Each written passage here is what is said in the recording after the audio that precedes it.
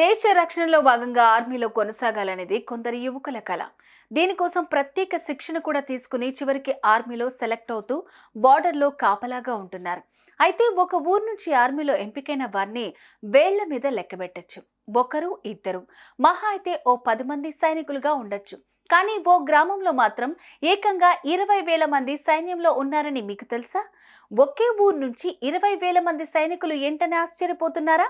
అవును, ఈ ఊర్లో తాజా మాజీ సైనికులు కలుపుకొని నిజంగానే 20,000 మంది ఉన్నారట. ఇంతకు ఆ గ్రామం ఎక్కడుంది? అసలు ఒకే ఊరు నుంచి అంతమంది సైనికులుగా ఎలా సెలెక్ట్ అవుతున్నారనేది ఇప్పుడు తెలుసుకుందాం.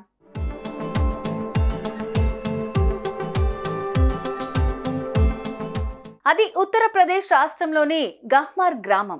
ఈ ఊర్లో దాదాపు అందరూ విద్యావంతులే. బాగా చదువుకుని దేశం కోసం సేవ చేయాలని పరితపిస్తుంటారు. అందుకోసం కష్టపడి చదివి వివిధ రంగాల్లో స్థిరపడ్డారు. మరీ ముఖ్యంగా సైన్యంలో మాత్రం అత్యధికంగా ఉన్నారు. ఏకంగా తాజా మాజీలు కలుపుకొని 20,000 మంది సైన్యంలో ఉన్నారంటే అతిశయోక్తి కాదు. అయితే ప్రస్తుతానికి ఈ గ్రామం నుంచి 5,000 మంది సైన్యంలో కొనసాగుతున్నారు. ఇక 15,000 మంది రిటైర్డ్ జవాన్లు ఉన్నారు. వీరిలో 35 మంది కర్నల్స్, 42 మంది లెఫ్టినెంట్, బ్రిగేడియర్ స్థాయి అధికారులు.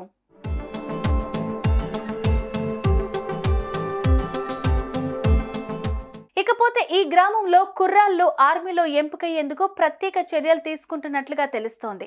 ఊళ్ళో సొంతగా 1600 మీటర్ల రన్నింగ్ ట్రాక్ ఏర్పాటు చేసుకుని కసరత్తులు చేస్తారు.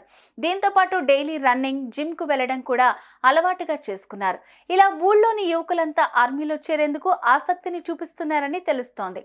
ఈ గ్రామస్తులు స్పందిస్తూ మా ఊళ్ళోని పిల్లలు దేశ రక్షణ కోసం ఆర్మీలో కొనసాగుతూ ఉండడం ఎంతో సంతోషంగా ఉందని ఆనందం వ్యక్తం చేస్తున్నారు.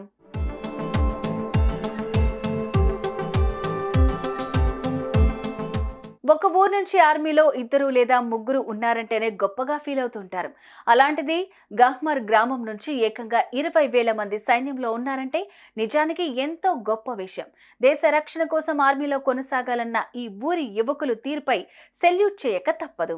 సుమన్ టీవీలో మీ పర్సనల్ అండ్ బిజినెస్ ప్రమోషన్స్ కోసం కింది నెంబర్కి కాంటాక్ట్ చేయండి.